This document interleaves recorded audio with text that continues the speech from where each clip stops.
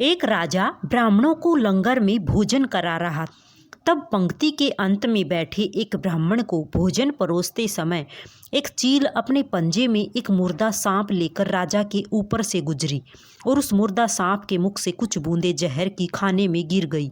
किसी को कुछ पता नहीं चला, फलस्वरूप वह ब्राह्मण जहरीला खाना खाते ही मर गया।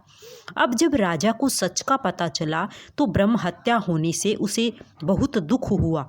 ऐसे में अब ऊपर बैठे यमराज के लिए भी यह फैसला लेना मुश्किल हो गया कि इस पाप कर्म का फल किसके खाते में जाएगा।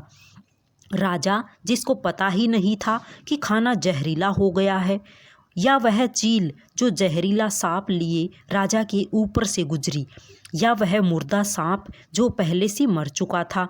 बहुत दिनों तक यह मामला यमराज की फाइल में अटका रहा।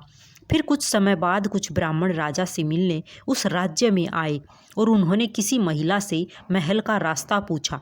तो उस महिला ने महल का रास्ता तो बता दिया, पर रास्ता बताने के साथ साथ ब्राह्मणों से ये भी कह दिया कि देखो भाई, जरा ध्यान रखना, वह राजा आप जैसे ब्राह्मणों को खाने में जहर देकर मार देता है। बस जैसे ही उस महिला ने ये शब्द कहे, उसी समय यमराज ने फैसला ले लिया कि उस ब्राह्मण की मृत्यु के पाप का फल इस महिला के खाते में जाएगा और इसे उस पाप का फल भुगतना होगा। यमराज के दूतों ने पूछा, प्रभु ऐसा क्यों, जबकि उस ब्राह्मण की हत्या में उस महिला की कोई भूमिका भी नहीं थी।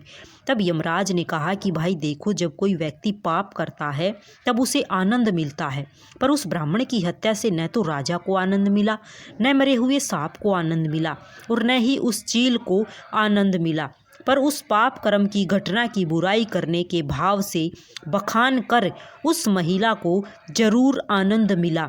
इसलिए राजा के उस अनजाने पाप कर्म का फल अब इस महिला के खाते में जाएगा।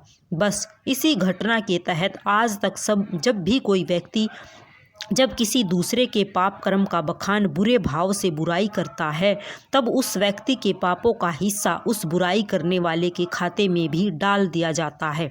दोस्तों, अक्सर हम जीवन में सोचते हैं कि जीवन में ऐसा कोई पाप नहीं किया, फिर भी जीवन में इतना कष्ट क्यों आया। दोस्तों, ये कष्ट और कहीं से नहीं बल्कि लोगों की बुराई करने के कारण उनके पाप कर्मों से आया होता है, जिनको यमराज बुराई करते ही हमारे खाते में ट्रांसफ़र कर देते हैं। इसलिए आज से ही संकल्प कर लो कि किसी के भी पाप कर्मों का बखान बुरे भाव से नहीं करना, यानी किसी की भी बुराई नहीं करनी है। राधे राधे सभी को।